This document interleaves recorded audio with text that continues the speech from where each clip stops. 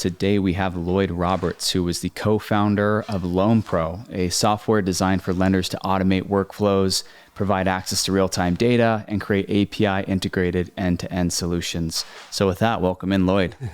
Good morning. Pleasure to be here with you. Yeah, I'm excited. This is great. I'm glad we could connect and talk through your story. So yeah, should be a good one. Well, first thing I typically ask my guests, Lloyd, is to talk a bit about your upbringing. And so I've always found it interesting to hear about influences during your childhood or early years that molded you or helped influence you to who you are today.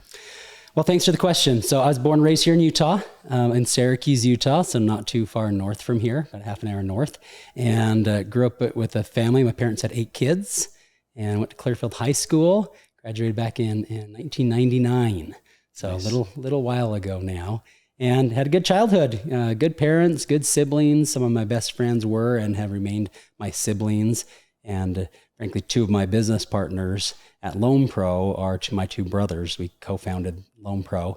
And then now with the public charity, we actually asked one of our other brothers that was a professor at the U of U in Westminster if he would retire from that and help us run the charity. So now I'm working with 3 of my brothers, a total of 4 of us. That's great. That's great. Have you guys, for brother founders, I feel like that's pretty rare. Were there other... growing up, was it competitive between you guys? Was there desires to start business? Was there any entrepreneurial ventures earlier on in your life? we started doing entrepreneurial type stuff super early, right? We grew up in a lower middle class home. My parents were very frugal, very responsible, dedicated. We didn't go out to eat hardly ever, but we ate well. They grew cattle, and we had a garden, and we had our jobs. And if we wanted anything extra, we knew we needed to go and make it happen.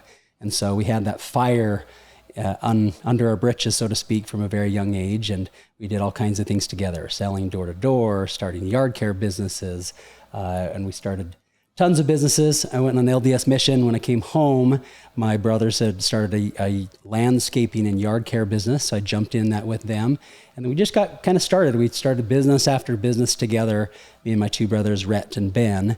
And for the last 19, 20 years, we've done every business venture together.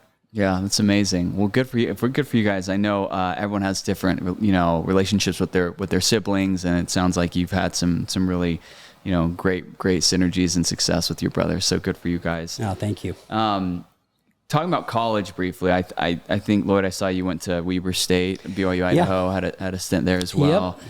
I'm always curious with entrepreneurs and founders to hear your mindset going into school. Some people, it's just a means to an end or networking, or some people really focus on the educational aspect of it, and some drop out, after finding success in other avenues. So what was kind of your thought process going into school? So I was born with cystic fibrosis, and as part of that, I knew that I had to have good health insurance. I really had 2 options: either be super poor and get government health insurance, or frankly, the other option was to work for a big company that they couldn't discriminate because it's a relatively expensive disease on medications and things of that nature. I didn't really like either one of those paths. But I didn't know how to get good insurance with the options that were currently available. This is pre-Obamacare. The world's different now. Now you can have an expensive disease, so to speak, and go to the open market even without working for a big company. So that's been a change over the last few years. But I went to Weber State, never graduated from there.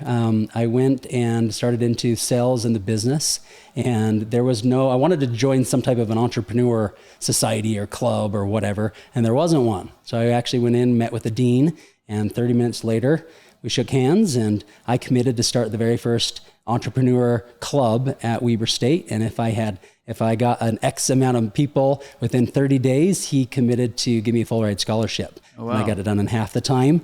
And so we started the Weber State Entrepreneur Society. And as part of that, we encourage people to start businesses, right? And I started a business. It was actually a windshield repair company called Agent Rockchip. Right. And we ended up franchising it. And, it's the tents at the different Walmarts and gas stations and car washes and things like that.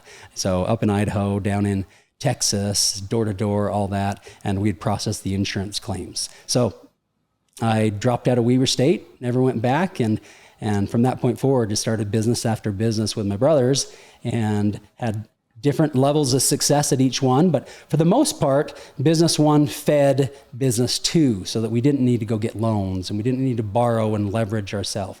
And two fed three, and so on. And it was a hard road, right? I mean, sometimes I ended up thinking, man, I got buddies that are working at Hill Air Force Base. They're getting paid more than I am. They're working half or a third that I'm working. And when they're working, you know, my opinion was they weren't really working anyways. They're planning their next vacation. They were playing solitaire till their boss came around the corner and they quickly switch it, right? And so that didn't leave them being very fulfilled in their job, but they had a steady income. And I was like, oh boy, for a while there, we really wondered if the road that we had chosen to take was the right road, because there's a lot of hard times of, you know, how are we going to afford the diapers for the twins and so on. And then finally, from the outside, it looked like it happened overnight, but it was really a decade in the making. Our software company took off, and we ended up landing some enterprise clients, and we had hundreds of clients, and then we spilled over 1,000 clients. And then 2 years ago, we did the largest Series A capital raise in Utah history of $100 million, and took that all off the table to de-risk some, take some chips off the table. And since that point, we've grown and recently been recognized as the third fastest growing company in Utah and a unicorn. Mm-hmm. So pretty excited about that. I've been the CRO of LoanPro from the beginning until about six months ago. And then now I've stepped down from being CRO. I'm in the advisor role and leaning more into the public charity that we started, focusing on fulfillment. I'm more on the fulfillment side. My brother Ben's more on the poverty reduction in rural Cambodia. And then our brother Wade is the president of Become More. So it's been a fun journey from the beginning, the struggles, until you get to the point that you don't really need to worry about finances anymore. And you can really put some thought into, how do I want to spend my time? How can I make a difference? Because you can't just sit on a beach and suck down virgin pina coladas. After a while, you're just like, okay, this is boring. Right. You know, you need your friends there with you. You need some growth. You need some things that will really help you achieve that fulfillment. And, you know, there were some, I thought for quite a while that the missing piece from me was a fat bank account. I had the other things, right? I was, had a great wife, had great kids, all these other boxes that I had as my standard, they were checked, but my bank account was empty. So I focused super hard on getting a fat bank account. And when we got the fat bank account, it was fun, like your favorite team wins a big game, right? It's really fun and it's exciting and it's like, woo, yeah. And a week later, it's still fun, but it's not quite as fun as that day. You're still happy your team won, but you're not as energetic about it. And one day I was driving home from work and my younger sister called me and we started talking, and I'm like, hey, how you doing? She said, oh, I'm doing good. Talked for about 5-6 minutes. And then I heard this beeping in the background. And I'm like, wait, Susie, where are you? She's down in Texas and she was sick. And I'm like, are you in the hospital? She's like, oh yeah. Like, we started this call and you said you were doing good. And she goes, well, I'm doing good now. As soon as your fever gets over 105, your body relaxes. And after I hung up that call, it really kind of hit me, wow, this is much more about perspective than it is about the standards that we set for ourselves. So kind of went on my own journey to try to figure out what it was that really creates fulfillment. Not happiness is a hard word. I feel like sometimes Disney has stolen that word, and it's like happiest place on earth, right? But what does it mean to really be fulfilled? And went on a journey to really figure that out for anybody, regardless of where you're born and what religion your parents are or aren't a part of, and what the hobbies are that you like to do. What is a formula that can really allow everybody to be fulfilled in this life, regardless of their age and gender and sexual orientation and political affiliation and all those things that could divide us? There has to be a formula that could allow us to be fulfilled. And I went on a journey to find it, right? And it's almost like I could come to you and say, hey man, it looks like you're fulfilled. What's the recipe? You're a master chef. I see the beautiful cake. Just give me the recipe for that cake. And all the places that I went and the podcasts I listened to and the seminars I went to and all this stuff, I felt like everyone was giving me the ingredients right? They're saying, oh, do you know about sugar? Oh, this is a big one. What about chocolate? What about strawberries? What about flour? What about all these cool things? And I go, wow. And it was so great to learn about them. But I was like, okay, great. Now I just want to make the cake that you've made. And I felt like the answer was all too often, well, you got to make your own cake, right? You got to go figure out what's right for you. And I want to know, okay, great. When do you mix what together? And what temperature do you put the oven at? And how long do you bake it? And then, I can't just throw everything into a pot at the first, right? I need to save some things for the end to spread the chocolate frosting on at the end and all this kind of stuff. And I wasn't finding it. And I really wanted a formula or a recipe that would work for everyone. And that's what I believe G Cubed is. Right? It's the only formula that you'll ever need to become truly fulfilled in this life, because I found that as wonderful as it is not to worry about finances anymore, money is just a magnifier. If you're a bad guy, you just have more to be bad with. If you're a good guy, you have just more to be good with. But it's not something that actually provides fulfillment. It can provide comfort, it can provide luxury, it can provide some ease, but it doesn't provide fulfillment. So yeah, spoke kind of along there, but that was kind of my personal journey. I love it, Lloyd. Well, and I'm glad that you brought, I should have known this. This book, G Cube. So you're the author. I can see it right here, Lloyd Roberts. So when did you write this book, and how long has it been out? And would love to hear a little bit more about it. Yeah, so I kind of had it in my mind what ultimately became chapter 1 to do a TED Talk. And so I kind of had formatted that in my mind. With this experience with my younger sister, Susie, she had passed away a couple years ago. Sorry about that. And I was born blind in my right eye.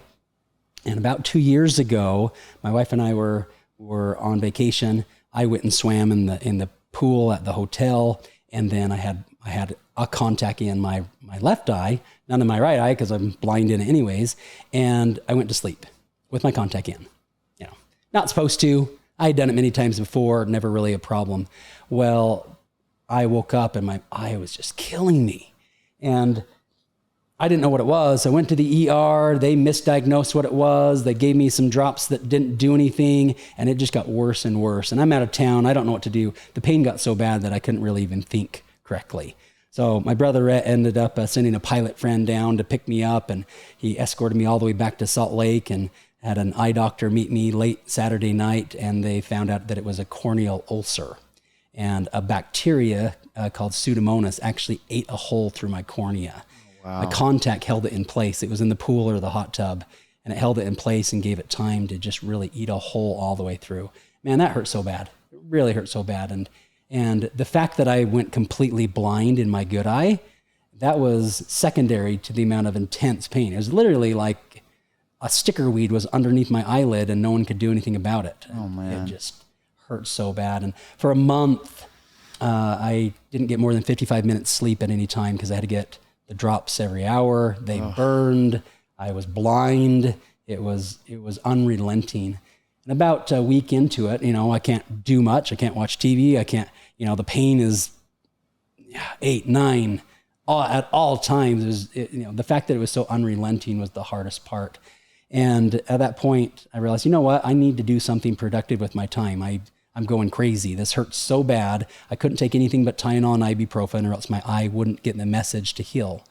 And so I started talking into my phone. And that ended up becoming chapter 1 and chapter 2 and so on.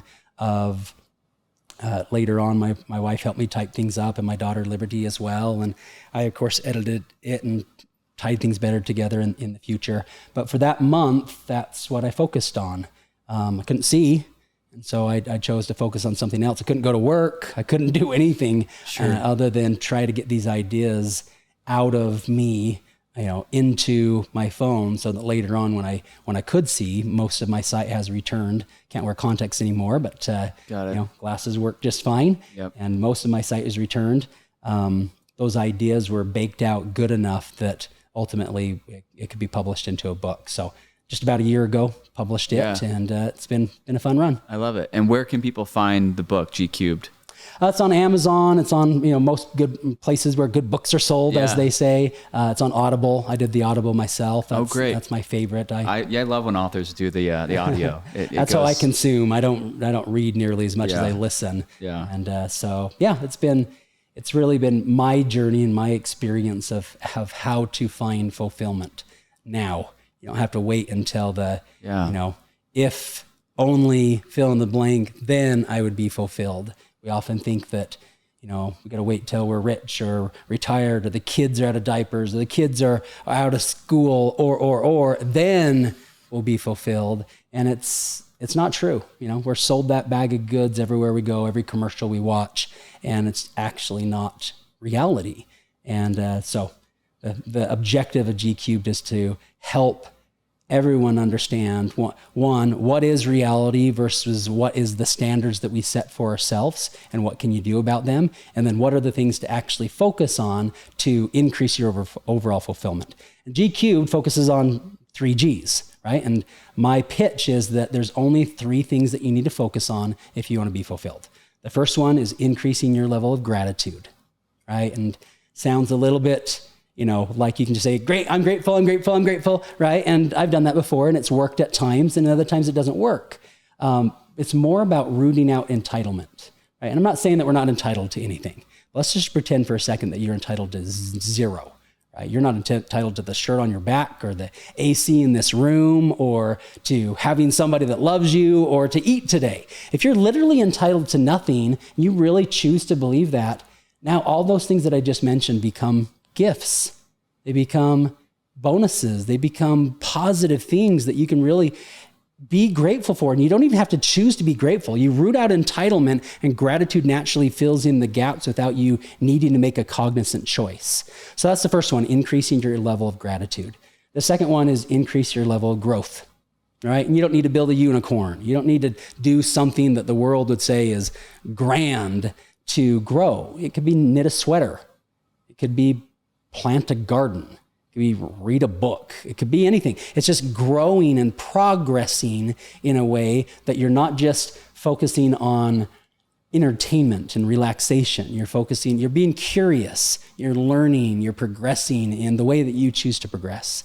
And then the last one is giving, letting light flow from your maker through you to others. And that giving process, I promise you, there's nothing more fun than giving if you give without pretense, right? If I give something to you and I expect something in return, right? If that's love, if it's a signed contract, if I didn't really give anything to you. I did a business transaction with you. And if you don't live up to your side of the transaction, even though you might not know what I expect out of you, then there's a gap in between my expectation and reality, and that causes pain. But if I give freely to you and expect nothing in return, that's where the real peace comes from, right? There's that whole concept of karma. I do good for you. I might get nothing in return from you, but good will come to me in one way or another, right? It might not flow like this, but it's going to flow because I've made myself a conduit for light to flow through. Right? And in this Utah culture we have, the undertone is often, don't focus yet on light flowing through you. Focus on becoming closer to perfect. And then, when you're closer to perfect, then invite light to flow through you. So I invite everybody to turn that on its head. Stop focusing on trying to be perfect. It's unobtainable anyways. And put that to the side. I don't even try to be perfect. Instead, I just want to attempt and have a conversation of asking, looking, listening, and then taking action on, hey, God, I invite you to have your light flow through me in the ways that you want it to flow through me today. And I'm not responsible for how it's received, right? I mean, if you're responsible for it, then now it could be awkward. Oh, you thought that I was trying to sell you something. She thought I was trying to flirt with her. I have to be responsible for how everything's received. But if I'm not responsible for that, then I can just have a kind word flow from me, or a meal, or fill in the blank with whatever I think might be inspiration. But you never really know what's inspiration, right? That's kind of the fun of it. So those are the 3 things: gratitude, growth, and giving. And to put a bow on it, I think that most people they can attach and say, okay, great. If I had higher levels of gratitude, growth, and giving, I can imagine that I'd be more fulfilled. But I think that the formula that we all lean into is the summation formula. It's a very common formula. When we all go to school, imagine that you just have 3 grades, right? And you get an A and a B and a C, right? And you're like, okay, great. I got an A in this class, B in that class, and a C in the last class. And we organically do the summation formula. And we know in general, if I got an A and a B and a C, and I sum those together and divide by how many classes I had a 3.0 or an average of a B. And that was your report card, right? And so we think that this is how it should be with when you add your gratitude, your growth, and your giving together. A 5 being you have awesome levels, a 3 average, and 1, pretty bad in each given category. Mm-hmm. So, but it's not the summation, it's actually the multiplication. It's G to the power of 3, G cubed. And it's a very different experience, right? And so a lot of people are like, man, let's say that you have super high levels of gratitude. You're a glass half full kind of guy, right? And let's say that you are growing all the time. Right? And let's say, but you don't give anything. You're like, I'm not giving a dime to anybody. It's all about me, me, me. Maybe I'll give later. But the truth is, if you're not going to give 10 cents from a dollar, you'll never give $1 million or $10 million. Yep. Right? And so, but if you're doing the summation formula, you'd say, okay, let's say I got a 5 in gratitude, a 5 in growth, and a 1 in giving. I got a 11 out of 15. Right? And you'd be like, okay, great. That's not that bad. Maybe a B minus overall GPA. But the reality is you don't actually feel like you're a B minus level of fulfillment. You feel a lot worse than that. And so oftentimes people are like, wow, it works for you, but something's wrong with me, right? It's not actually working for me. So why would you ever invest in trying to raise anything if the formula is broken for you? And I think that's what a lot of people, the seat that they're in, they're like, oh, it makes sense. It works for you and you and you, but it's not working for me. So why would I put more energy into it? But the reality is it's not the summation, it's the multiplication. So let's do a hypothetical scenario. Let's say they're full of growth, right? They're growing all the time. They're giving all the time, their time and their talent and their treasure. There's a time and a season for how you give, right? Giving your capital is probably the least effective way to give. Giving your time, giving your focus, giving your energy, putting your phone down, looking your spouse or your children in their eyes, really listening without having something prepared to say when they shut up, right? Mm-hmm. And okay, so let's say this person is a 5 in gratitude, or a 5 in growth and a 5 in giving. And let's say that they're 2 in gratitude, right? When they're driving, somebody cuts them off and they want to flip them off and they want to fight them, and they get home and their spouse and their kids, they're like not there. And they're like, where are all these ungrateful people? Don't they know what I'm doing for them? Yeah. Right. And so if we sum those together, a 5 and a 5 and a 2, 12 out of 15, that should be a B level of fulfillment. But really, how fulfilled is somebody in that scenario? This is the common movie star or billionaire that is so popular on the news, right? They're rich, they're attractive, they're famous, they donate to all kinds of charities, and then they hang themselves. It's horrible. It's a horrible story, but it's a captivating, horrible story. So what is somebody in that scenario really? Are they a 5 and a 5 and a 2 or a B level of fulfillment? How does it work with the multiplication? A 5 times 5 times 2, that's 50. And you need 100 to be truly fulfilled. So they're an F, literally flunking in their fulfillment. And this isn't to highlight that somebody sucks. This is to say that this is almost a call at the highest level to say, look, if you only raised your gratitude from a 2 to a 3, you'd go from 50 fulfillment points to 75. That's you're putting in an ounce of effort and you're getting out a pound of results, right? Or what if you moved it all the way to a 4? Not even perfection, just a 4. Well, now you have 100. You're truly fulfilled, right? You don't need to have a 5 in all 3 categories. If you have a 5 in 2 categories and a 4 in 1 category, you have 100 fulfillment points or truly fulfilled. So that's kind of the pitch of understanding what the G's are to focus on. There's hundreds of things we could focus on, but my pitch is focus on gratitude, growth, and giving, and then realize that it's not the summation, but it's the multiplication. That there's an invisible G, whatever you want to call it, grace, God, Mother Earth, whatever it is, but there's a higher power that wants us to become more in this life. And that multiplying effect is baked right into the formula that You didn't do anything extra. You put in that ounce of effort and you actually got a pound of results out because of the multiplication. That's amazing, Lloyd.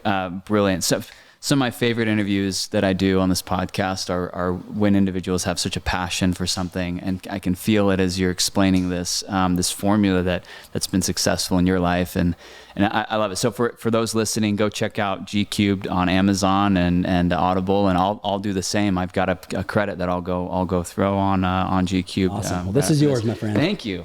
It's awesome. Yeah. So go check it out. This is awesome. I'm excited to read it. Well, thank you for sharing that. And I've heard similar concepts as I've done these interviews with other entrepreneurs. It seems that the first step is survival as an entrepreneur. How do I survive? How do I pay the bills? How do I get? And then once you've had success, it seems the next step is like, I want to do all the things that I thought I wanted in life. I want to get the fat bank account, buy the nice car, go do the nice things.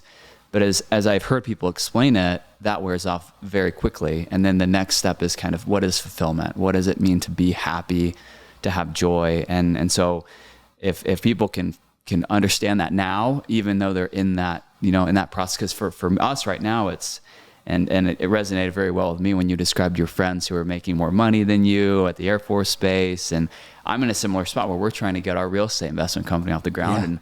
Yeah. And I'm 7-8 years out of school, and I've got buddies who are making a heck of a lot more money than I am, driving nicer cars than I am. And it's all about just, taking that step back and understanding the bigger picture and the journey. And so thank you for sharing that. No, absolutely. I love it. It's great. The game is fun. Business is a game. Entrepreneurship, it's a game. And it's really fun, especially when you have some good mates to do it with. Maybe that's your spouse, maybe that's your buddy, maybe whoever it is, but you have somebody that you're going to war with, and you know that you're shoulder to shoulder with this person or these people, and you are tackling this problem head on, right? You're trying to provide more value than the competitor. That's a fun game, and it's really is like a big boy's Monopoly, and it's exciting, and there's really big payouts when you do it right. When you're providing more value to the consumer has really not that big of a choice as if they know of your solution and you're solving problems for them, you're making them money, you're saving them money, you're doing it in a way that's time efficient.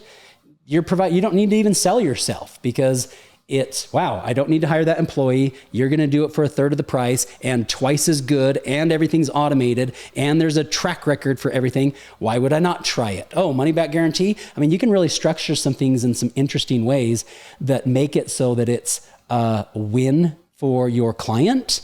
And how we did it with LoanPro is it's recurring. We're a SaaS-based loan servicing software. So what they pay us month one, they're likely going to pay that amount or more on month two. Mm-hmm. And if we're doing our job right, we're providing 3 or 4 multiple value than they're ever paying us. So we have some clients that pay us as little as $1,000 a month. We have other clients, they're smaller lenders, right? Maybe an auto lender that has a couple of dealerships. We have other lenders that pay us hundreds of thousands of dollars a month. And in many cases, we provide those lenders, even though they pay us so much more, even more value, right? Because look at all the departments that they didn't have to hire. Look at all the things we automated for them, all the rules, all the compliance. We do a heavy lift for them. So even though they pay us a lot, we provide a ton of value for them. So they love us for it, and we love them for it. And it allows that residual income or that membership income to be able to be perpetual. That's great. Well, yeah, and diving in a little bit more to your story, Lloyd, it sounds like you and your brothers had several entrepreneur ventures out of college and getting into your early career. I'd love to hear kind of from ground up with LoanPro. So it sounds like you were able to snowball a couple of smaller ventures. And I'd read coming into this that the kind of the thesis behind LoanPro, or the driving force or catalyst, was that you had a lending company and your needs weren't being met in a way that you wanted them to be from a technology standpoint. And so, yeah, maybe walk us through, how you guys got off the ground, the idea, how did you have to raise money? It sounds like you didn't, but yeah, would love to just kind of hear kind of year one, how that went for you guys. Well, it's a long story, so I'll try to keep it quick. But I think one of the big components is the amount of trust that Rhett, my brother, Ben, my brother, and myself had for and with each other. Yeah. Right. So we just completely trusted each other. And I was more interested in having my brothers get their mortgage payment made than even my own mortgage payment being made. And they were the same. And so it allowed us to be able to know that, look, we're going to war together. We're going to win and lose together. And if we lose, I only lose a third. But if I win, I actually have some buddies to celebrate that we did the winning together. So we tried all kinds of things, real estate business, fix and flips. Talked about the rock chip repair. We ended up starting a dealership, and then we started multiple dealerships across the Wasatch Front, used auto dealerships. We found out that we could sell a lot more cars if we provided financing. Mm-hmm. So we started offering financing. And then the lending business became bigger than the dealerships. So we started financing not only cars from our own dealerships, but from other independent auto dealerships. And we, at that point, wanted to grow a large auto lending business. But there wasn't a software on the market that we felt was compliant and scalable. So we wanted to grow it big, and we had invented a few $1 million just by doing this lending game, sell the collateral that you have a margin in, finance half of it, that whole game. And so we thought, okay, great, let's really grow this, but there's not a platform out there that we trust. And so let's build it. But it was just going to be for internal purposes. Other dealers that started doing some of their own in-house financing heard what we were doing and said, hey, you guys look like you're winning.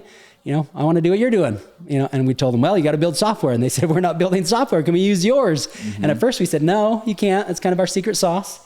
And after we had spent a couple $1 million more on the software than we originally intended, we're like, my goodness, this is kind of an endless pit of spend. We're like, well, maybe we can recapture some of this. So we made about a 10% tweak to make it a SaaS-based platform, started selling it, really wasn't selling very well. And we were almost going to throw in the towel on selling the software. Remember a conversation that Rep Ben and I were having, and I ended up telling him, guys, give me one more month. I was the only sales rep for our software company. I said, give me one more month. I'm going to make one change, and let's see how that goes. So if I remember right, we had sold I had sold 4 software packages in the previous month. And I made one change, and it's that I 10 times the cost. And the next month we sold 13 instead of 4. And of course at a 10x. So that's when we knew that we actually had something. We also learned a valuable lesson in value. Value means nothing. Perceived value means everything. And we were too inexpensive. Nobody wanted to bet the farm on their lending company with the software as inexpensive as we were charging at that time. But when we added a 0 to the cost, they okay, this is probably a legit software. So very interesting. But now the customers were 10 times more valuable to us, so we could treat them, we could give them the white glove experience because they were paying us some decent income. And we actually had the income to properly support and expand the business. So that business was called AutoPal. It leaned more into providing lending software for auto lenders, I should say. And so we got a couple hundred auto lenders throughout the US and Canada. It's still a platform on the market today. It's crazy how sticky loan servicing software is. And then we realized we had done a bunch of things right and a bunch of things wrong. And so we started developing the newest version of AutoPal, or so we thought. And the architectural structure was different. We were one of the first 100 companies to architect on AWS. So we got kind of lucky there. We leaned hard into them. But then we found that our existing customers, they didn't want to upgrade to our newer version, even though it was better, because it did the job, right? Mm-hmm. And so we end up saying, okay, great, we'll leave that platform on the market. And then we put another horse in the race called LoanPro. And there was definitely some overlap, but there's a little bit different of a target market as well. LoanPro will do all types of loans, from student loans to, consumer to uncollateralized to everything, right? Medical financing. We have some awesome lenders that use the platform, publicly traded companies and everything. And LoanPro is what really took off because it met the enterprise need that the AutoPal did not. So we oftentimes would have a lender that would call in and say, hey, we need loan servicing software. We're looking at 3 platforms right now. We're looking at AutoPal, we're looking at LoanPro, and we're looking at this other one. And we're like, great. So it's always kind of nice to have 2 horses in the race there. Yeah. But at this point, everything's leaned fully into LoanPro. We bootstrapped everything until 2 years ago. And then at that point, we were... on a monthly basis, we had a net profit of 7 digits every month. which was exciting, Yeah. right? But still, every time a dollar landed on the bottom line, we had to have an internal debate on, do we take this dollar home to check the personal financial freedom box, or do we leave it in the business to grow the business even more? And so it was a constant debate on what to do there. So we found ourselves not growing as fast because we had a certain amount that we wanted to take off the table so that we could stop playing the game not to lose and start playing the game to win. Yeah. And so we partnered with an awesome firm. They bought a minority interest of LoanPro 2 years ago for $100 million. And then we took that off the table and we've diversified that into real estate, since that's what you guys do here. Yep. And hard money lending and some different things that are real estate backed. And then I've been able to take more of a back seat at LoanPro. We have a really awesome new CRO. And the truth is, a CRO needs to really lean in hard, right? CRO role is it's a heavy role. It's a 60, 70, 80, maybe more hours a week. Your head's in the game 100%. And we needed that at LoanPro, and I was no longer there. I was wanting to do more of like 40 hours a week. I was tired of doing the 80 hours a week.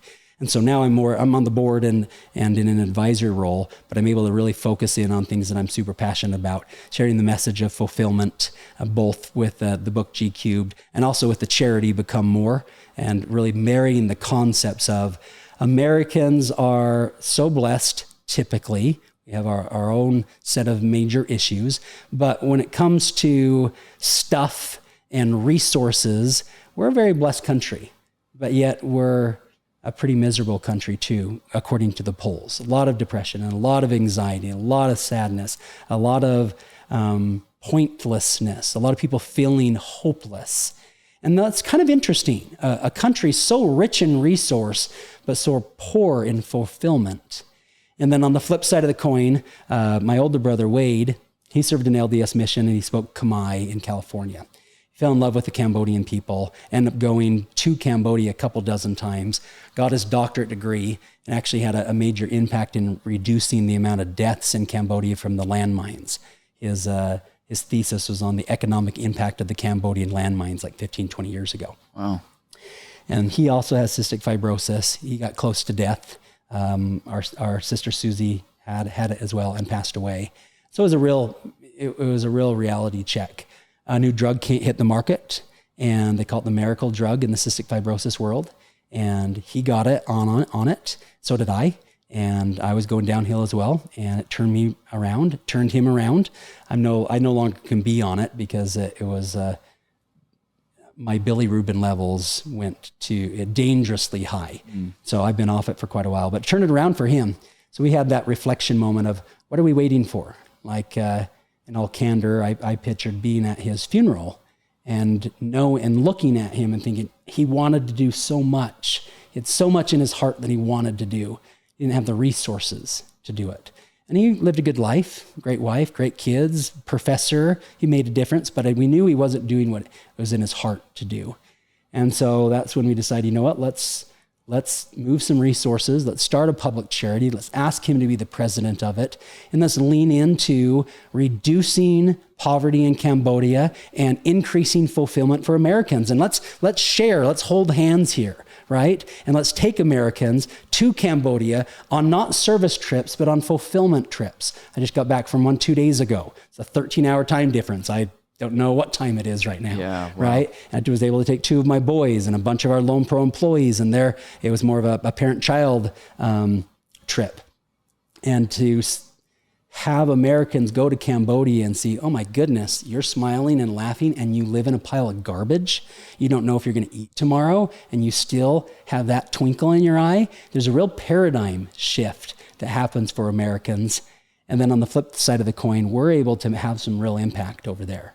Right? If you wanted to truly change somebody's life, like truly lift somebody that is in, say, a ghetto part of Salt Lake or Ogden or something like that, you want to go in and really make a difference. Statistically, that's going to cost you about $100,000 to really change their life and have that be in perpetuity for multiple generations, right? Arguably, that's a small amount of money, but arguably that's a lot of money. In Cambodia, it's $1,000, $1,000. Wow. So we're adopting whole villages And we now have 3 English schools, 680 students all wearing Become More shirts. So they go to public school from 8 to noon. And then those public schools, we partnered with the village chiefs and the commune chief. They let us use those buildings from noon to 5. And we've hired a bunch of Khmer, Cambodian English teachers, and they teach them English, because there's 2 ways to be lifted out of poverty in Cambodia. One is if you're a minor, it's to learn English fluently. I mean, your earning opportunity is 7x. It's crazy. But adults just aren't going to do it. Yeah. It's harder as an adult. And this is rural Cambodia. This isn't Phnom Penh or Siem Reap. This is the middle of nowhere from our perspective. In fact, one of the schools we went to 5 days ago, 95% of the parents and the kids that were there had never seen a white person before. Wow. They're so cute. This little girl kept saying the same phrase to me, and so I got a translator. I only know a little bit of Khmer. My brother Wade speaks it fluently. And I asked, hey, can you tell me what she's saying? And she said, why are you all so beautiful? Oh, wow. And I said back to the translator, you see us as beautiful and we see you as beautiful. Yeah. Those kids are magic. They're so cute. Yeah. And then the adults, the other side is, how do you take adults that are in rural Cambodia and lift them out of poverty in not a handout way? And you do it through business. Most of them already have a little teeny business. It's called a cow. Sure. That's their little business. But the problem is that their ROI on their cow sucks, just does, because they don't have any cash flow to invest in their cow. So they take one of their kids out of school and they have them by a rope. They have the boy take the cow by the rope and walk around the village to find water and random things to eat. It takes 12 hours of the boy's time, so they often can't go to school. And the cow is eating things that are putting substance in their belly, but there's no real nutrition to it. So when a female cow gets pregnant, they're pregnant for 22 months. Wow. Not 9.5, 22. Wow. Isn't that crazy? And when they pop out a calf, it's a skinny calf instead of a fat calf. Fat calves are worth double. So we've developed a fat cow. My brothers Ben and my brother Wade have developed a fat cow program where we're going in and we build them a pen. We drill for water. We have a fence. We do the vaccinations to decrease the likelihood of death before their first offspring from 33% down to 5%. Massive change just from vaccinations. We bring in and feed them, protein and, grass that actually is made with protein. And now we do either in vitro fertilization or get them impregnated with a big bull. And we cover all the cash flow, Become More does. And what they give us in return is 2 things. One, the very first calf that pops out of their cow, their skinny cow, which the cool part is, we properly feed their skinny cow for 6 months. It doesn't look much better. It looks like 5-10% better. But after 6 months of proper nutrition, we impregnate it, and 9.5 months later, it pops out a fat calf. Interesting. So skinny cows can pop out fat calves as long as they have proper nutrition in 9.5 months instead of 22 months. Wow. So they have to give that, the 2 things they provide for Become More. That first calf is called a karma calf. And karma's big over there in their culture. They give the calf to the village chief and the commune chief, which is commune chief's kind of like over 7 villages.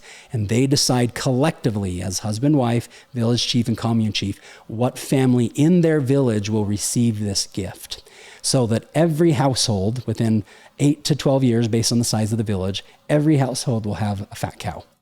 And the second thing they do for us is we purchase a cow, park it in the pen with their cow, and they take care of it. And then every calf that pops out of the Become More cow, excuse me, if it's a male, when the time's right, we sell it, use that cash flow for feed and other things. And we also use that cash flow to fund the health programs we're doing with dental and feminine hygiene and, things of that nature. It also pays for the English teachers. And the female cows that pop out, we take those and the village chief and the commune chief. So it's not the white man doing it. It's their own people decide. Yep. And they have their own hierarchy and they know who's the poorest. They know who's poor but drunk all the time, and they're not choosing that person. They know who can properly do this, and then they give that calf to that family. So really 2 approaches, one on the English side for the younger generation and one on the animal husbandry, or in our terminology, how do we take their little micro business and get them a 5X 5 times ROI on that little micro business, which not only lifts them out of extreme poverty, it lifts them out of poverty as well. And they're ultimately, for that area, they join the middle class. It's amazing. Well, good for you guys. I mean, I love the name Become More. It sounds like what you're doing is incredibly impactful for that community and that country. And to hear, $1,000 can take somebody to that, that amount of change in their lives and for their next generation. How can people get involved? I mean, is it more so just your LoanPro group and your community, or are others helping as well? Yeah, great question. So we didn't want to start a public. The difficult part with public charities for me is they often have to keep getting blood transfusions, meaning raise more money, right? And we didn't want to start one that we had to prove out the model with somebody else's money. So we've pumped, Ben and I and spouses have pumped 7 digits into Become More. And if we need to do more, we'll do more. And so we've sponsored the first village, and we're inviting others to sponsor the next village or sponsor Fat Cow Family Farm, right? And they can actually sponsor this farm for this family, which will live in perpetuity. The whole goal is that it's self-sustaining and we don't need to keep pumping money into it. We pump in, frankly, it's $1 million to sponsor a village of about 1,000 people. And then it's self-sustaining in perpetuity from that point forward. So that's on the side of what are we doing in Cambodia. But then next year we have scheduled 27 fulfillment trips. And you can have up to 22 people on a fulfillment trip. So sure, we're sending a bunch of LoanPro employees and their plus ones. There's a bunch of people we know that are wanting to go, but we're inviting everybody. If you have a child that, I don't know, maybe they just graduated from high school and they have not decided to follow the cultural norm, and maybe they don't want to go on a 2-year mission of some kind, or maybe they're struggling with drugs, or maybe they're sad that they didn't make the cheerleading squad, and you want to help them have a perspective change. But the truth is, you as a parent, you can't sit down and have a conversation and get your child to have that perspective change. It goes in one ear and goes out the next. That's even if you know what to say. But to have them go and experience, have them go and hold these kids and play games with them and teach them English and see their conditions and sleep in 100-degree weather and do hard things. It's uncomfortable a lot of the time. There's something that's actually really impactful about that. So if you're interested in going on a fulfillment trip, we have a lot of them. We're sending a lot of people. My brother, Rhett, is doing a fulfillment trip here in a month or two and has some bigwigs from Utah going out there. The president of University of Utah is going out with him, some other big hitters, so they can see what we're trying to do out there and invite. We want to invite people to get involved. We don't want this to be our charity. This is a public charity. We don't own it. We want this to be something that can live in perpetuity far after we're done. That's great. Is there a website or anything that people can visit? Yes, you can go to becomemorecharity.org. Okay. There's all kinds of videos and different ways to get involved there as well. Love it. Well, that's great. Thank you for sharing that. Going back to your guys' success with LoanPro and the sale or the infusion of cash there. You mentioned diversification. So it sounds like all in on LoanPro as an entrepreneur, you and your brothers bootstrapping it. When that windfall came, how did you guys think about, approaching the investment landscape, diversifying out of your own business from a time and financial capacity? Yeah. So the whole goal with the 100 million is to make it so that we never had to worry about financial freedom again, right? Uncle Sam stuck his hand in and took what he could take. We moved as much as we felt comfortable moving over to charity at that time, and donor advised funds and NUMCRUTs and things, vehicles like this that could be giving not only in the short term and one windfall of capital, but would allow us to give over time as well. The rest of the capital, frankly, we haven't touched one penny of it.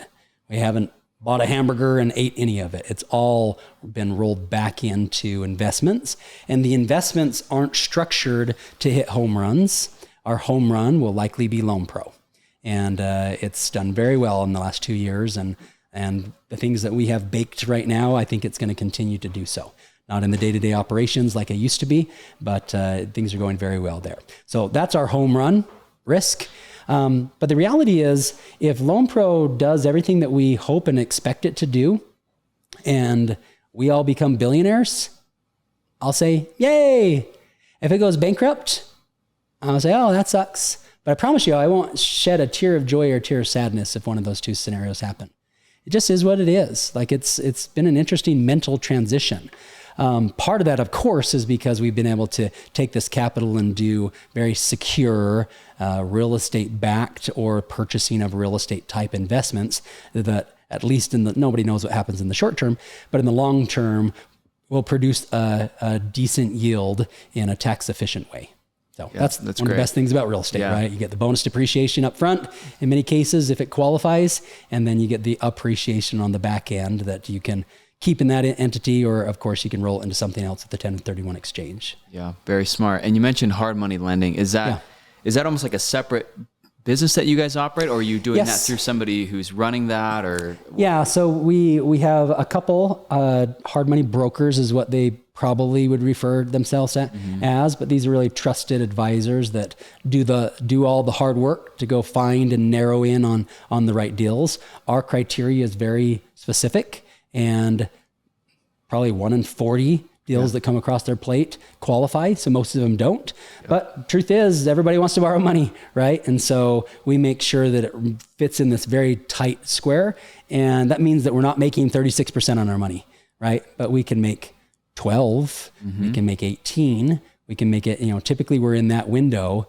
But if the market falls out and drops 30, 40%, well, we don't do more than 50% loan to value on anything.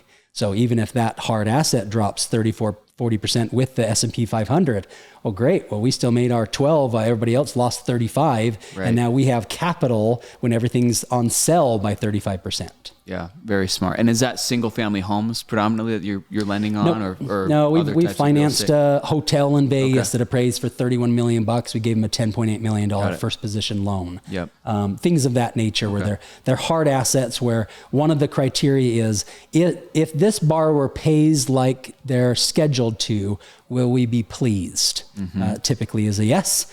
And then the bigger question is, if this borrower never pays, they 100% lied to us on it in every way and committed fraud, are we still pleased? And if that answer is yes, then that's one of the only reasons that we'd move forward. So for example, with this hotel, okay, great. You put less than $11 million out in a loan and they don't pay, and you get a $31 million hotel. Maybe it's down to 20 million because the economy sunk some. Great. I'm still happy with that type of an investment. Yeah, very smart. So LoanPro, was it 2014 that you guys founded that around that time? Yeah, it was. So we were already doing AutoPal at the time, a different loan servicing software. And then 2014, we officially started LoanPro. So about 7 years later, you have this windfall, and now you're a couple years beyond that. Sounds like things are going very well. What do you see for the next few years for LoanPro? What's kind of the vision for you guys? Yeah, so LoanPro, as we have 13 pending patents on a new way of doing credit cards. So if you think about cards, they haven't been done differently in the last 25 years. It's really kind of bizarre. Right? We're all in this paradigm, so it doesn't sound very weird. But if you pull yourself out of the paradigm for a second, there's only 3 things that divide credit cards. One is, oddly enough, the plastic. What does it look like? What image is on it? Is it Mickey Mouse or a rainbow, right? Do I identify with the imaging on it? It's a weird one, but it is one. Second one is the mechanics. What is the interest rate? What's the due date? What is your credit limit? Things like this. Nobody really knows what goes on back there. Most consumers don't, but that's a big differentiator. And then the big one, oddly enough, has nothing to do with your card. It's a third-party system that everybody uses called reward points. It has nothing to do with it. But the core operating systems for these lenders or for these issuers of cards, banks, credit unions, brands, whatever, the core operating systems have never been willing or able to play ball with the lenders. And so they've had to use a secondary carrot to dangle and say, hey, if you buy gasoline, you get triple points. If you travel, you get this. And everything else, you get 1 point, right? But it's completely secondary. So what LoanPro's done, what we have patent pending, is a way where the lender, the brand, whoever it is, can really narrow in and find their little niche target market. Maybe that target market is new mothers. And they can create a product that works specifically for the needs of new mothers. So maybe if new mothers buy diapers, maybe it's 0% interest for 24 months. Or maybe they want to narrow in on military. And if your military spouse gets deployed, now groceries are 0% interest for X period of time.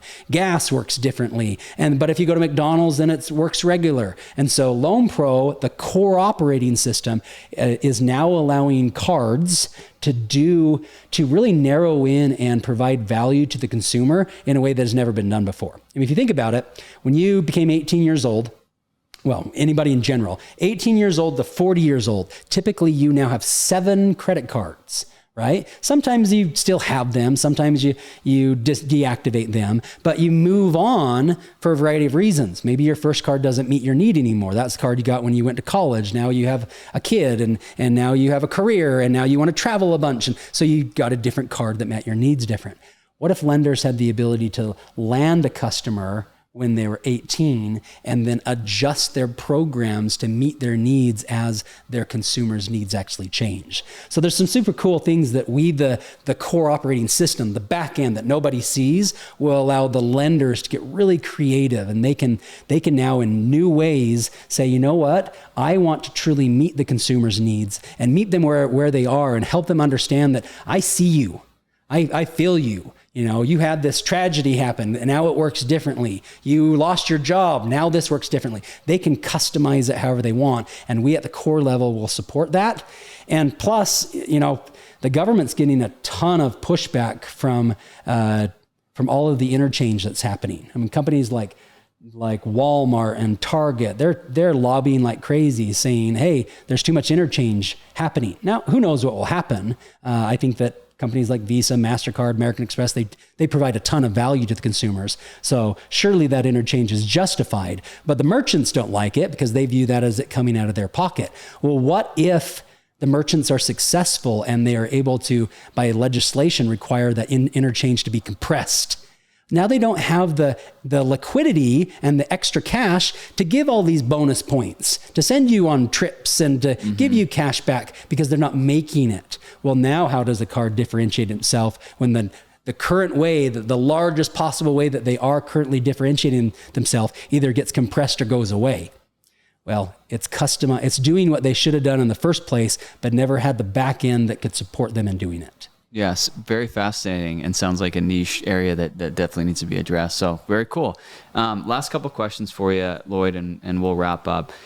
Just curious to get your advice. We've talked a little bit about this, but just advice for those who are wanting to, make a jump into entrepreneurship or start their own business. And I know that's a pretty broad question, but for those, starting a business, is there anything that you'd like to share to help them out?